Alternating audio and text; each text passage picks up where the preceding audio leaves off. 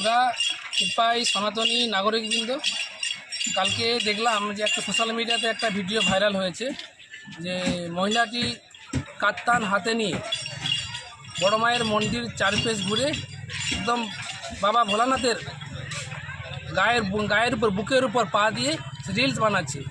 এতে আমরা সনাতনী হিন্দু নাগরিক বৃন্দ আমরা এটা খুব অসন্তুষ্ট।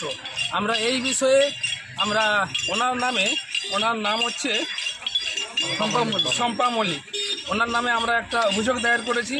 অভিযোগ কি আজকেই করেছেন? আজকেই করেছি।